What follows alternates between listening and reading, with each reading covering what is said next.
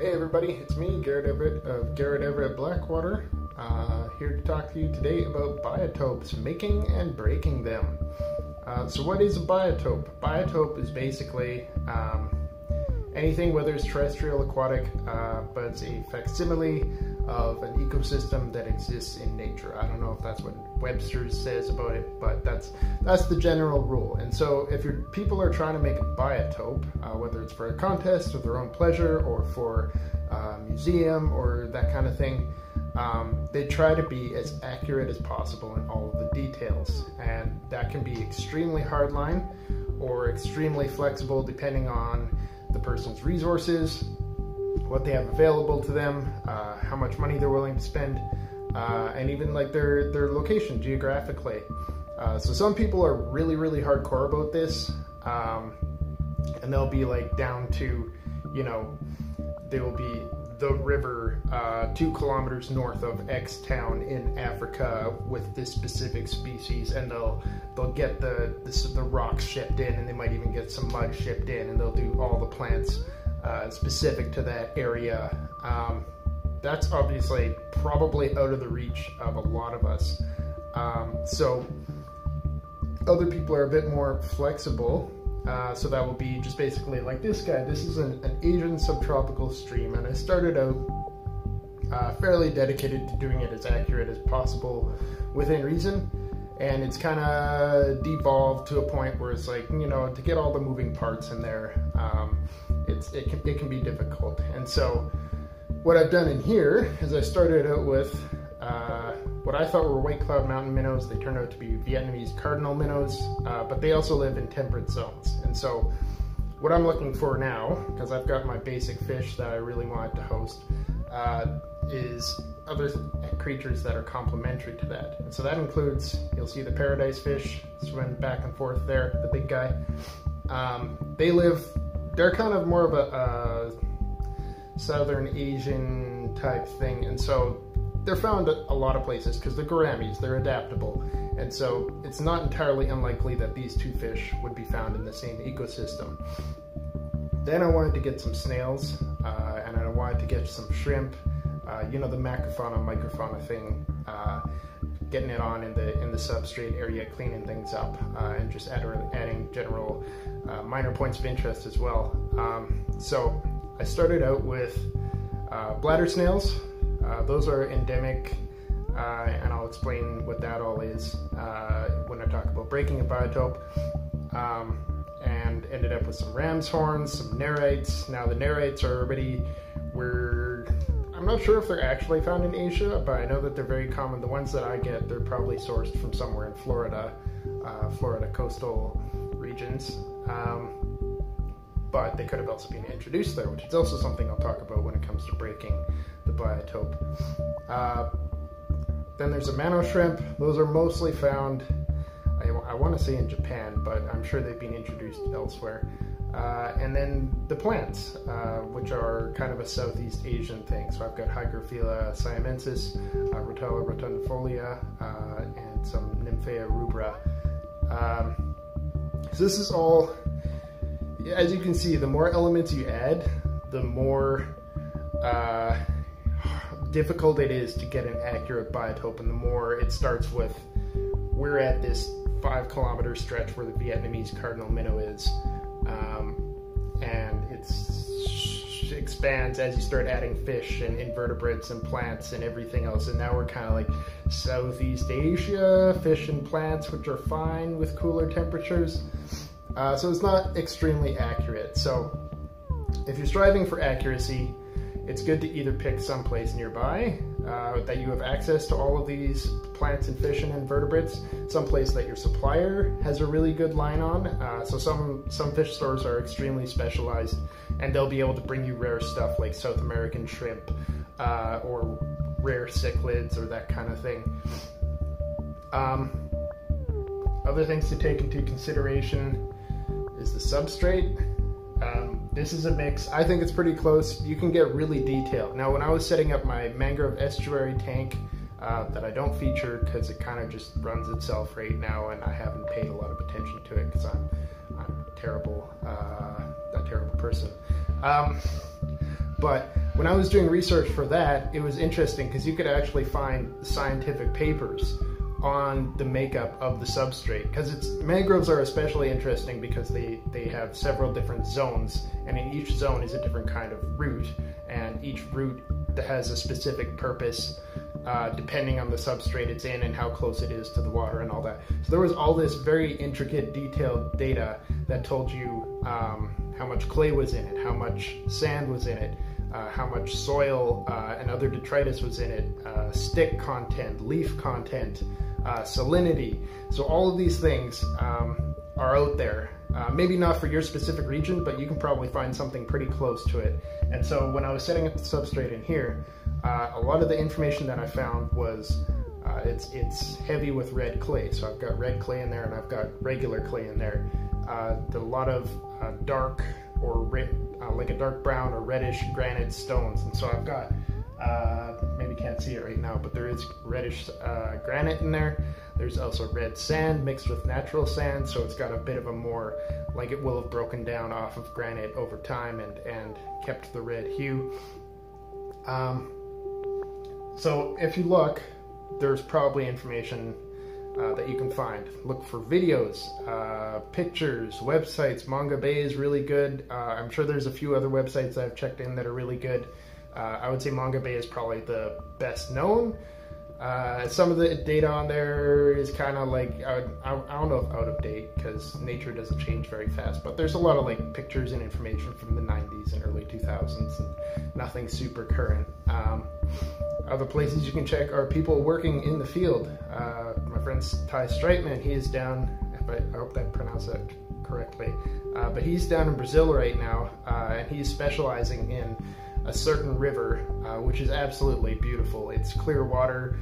There's a whole huge variety of fish, just like incredible abundance and variety of life. And it's really cool to see and really inspiring. And you look at the plants there and you're like, oh, this would be, you know, it's a neat combination of fish and plants. And so you might want to look at that and see what you're into. So now you've got an idea of what a biotope is, and how to do it, how to do the research on it. So how do you actually build it is I guess the big thing, and how do you break it too? Where do you start? And the best place to start is probably looking at what kind of water you have. Now, some people live in soft water locations, some people live in neutral water locations. I live on the prairies of Canada, and so we've got, it's not necessarily hard water here in the city, but it is more alkaline than acidic, and so you kind of need to pick your fish around this. So I'm not going to be running any crazy high acidity, Amazonian setups with like cardinal minnows or angelfish, Altum angels that are like extremely sensitive to that, unless I have an RO system, which I can't afford, don't have space for, and don't really have time for, frankly, either.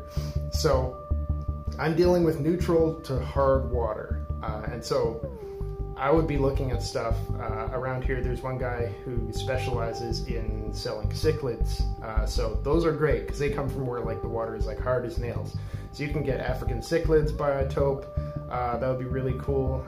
Live bearers are another good option because they love hard water, and anything that works in neutral water as well. A lot of soft water fish will do fine in neutral water, especially if they've been bred in a fish farm sort of thing. So pick your fish that you like based on your water quality, and then there's just less mental energy and physical energy that has to be spent on creating the perfect water mix. If that's your thing, go for it, do it. Get an RO system, drop the hardness down to like, DH5 and go crazy with some exotic species. But for the average fish keeper, I think you're going to have to focus on water that you're working with and focus on species that will work within that. So now you've got your water quality, you've got your species picked out, and now it's time to start fleshing out the ecosystem. And so you need to, first of all, do the research, look where this fish is, see what's complementary, complementary fish, complementary invertebrates, complementary plants, make sure they don't eat each other or cause aggression issues. If they do come from the same ecosystem, there's a good chance that they can live in harmony. A lot of the fish that we have in our aquariums are also prey fish. So if you're looking at live bearers, the reason why live bearers just for instance, is the reason why they breed so frequently is that they're the bottom of the food chain, or really close to the bottom of the food chain, and they're beautiful, but they mostly live in marginal areas, and they breed like crazy because they also get picked off like crazy by large predator fish, which are like estuarine catfish, even sharks. I would say like stuff like Jack Dempsey cichlids are probably in the same area. So you can pick whatever fish you want, but just be aware that you've got to work with fish and invertebrates that complement each other, because you don't want to do a live bearer biotope and then have a Jack Dempsey just hanging around, because he's going to clean out your tank, right? Unless you've got an extremely large and extremely well-designed tank that works with that. But for the most part, avoid large predator fish, or have a species tank. Species tanks are absolutely the easiest biotope tank to create, obviously, because you can get so specific.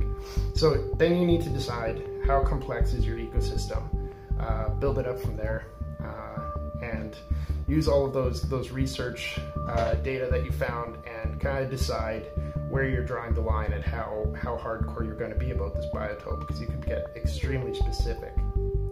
So now we're talking about breaking the biotope. How do you do that? You know how to make it, you know how to do the accurate stuff, you know how to do the research.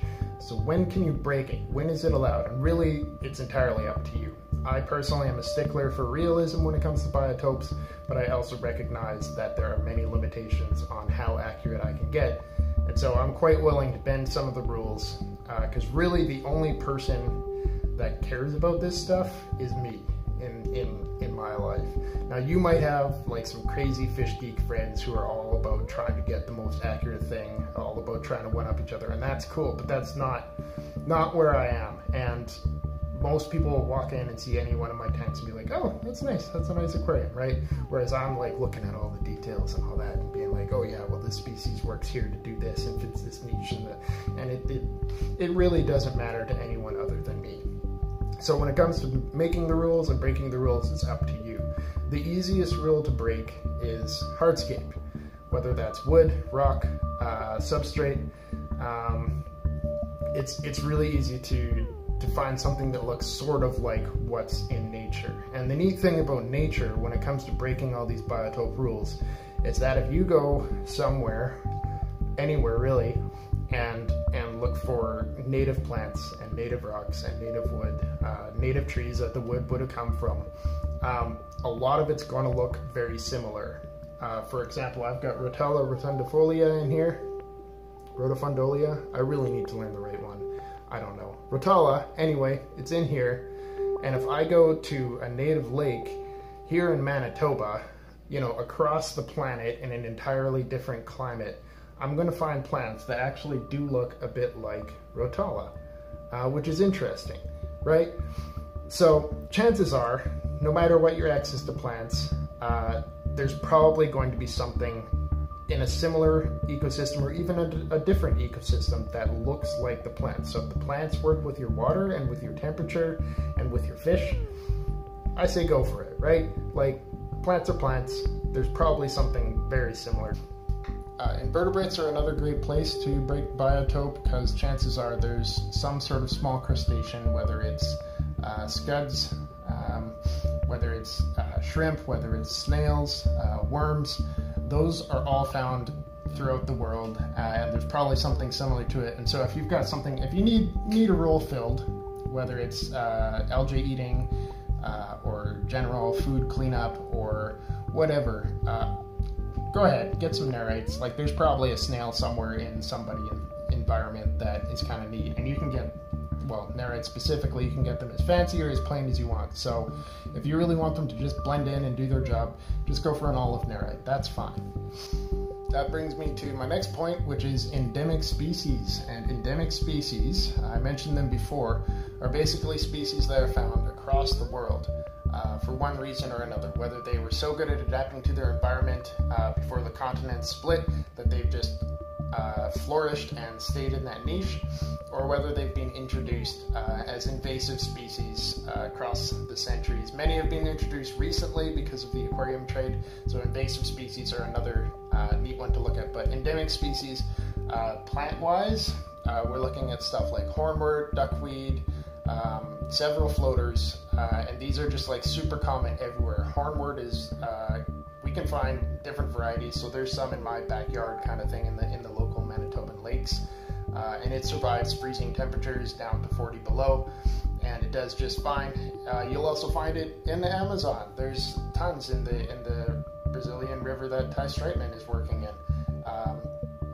And so it's biotope accurate no matter what the climate. I don't have any in here right now, but I've got some in my mangrove estuary tank because it can also survive in low salinity salt water. So it's an extremely adaptable plant.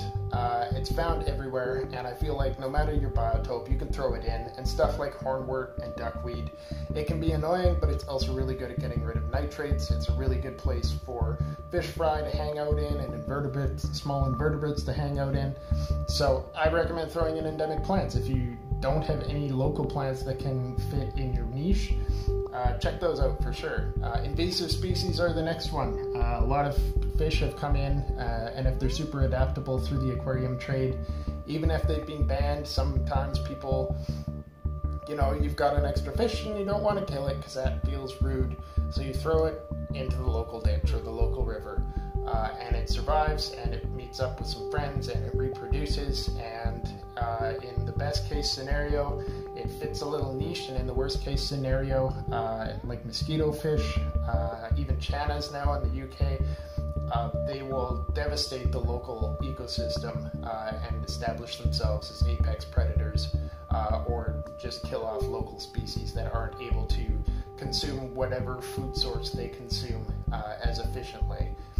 Live bearers are exceptionally notorious because they're a classic beginner's fish, and they're extremely adaptable and reproduce really quickly, like we were talking about before. So you can find live bearers in most subtropical or tropical environments thriving. So if you want to add a dash of color to your tank, go for an invasive species like that. Zebra danios, many danio species actually are like that.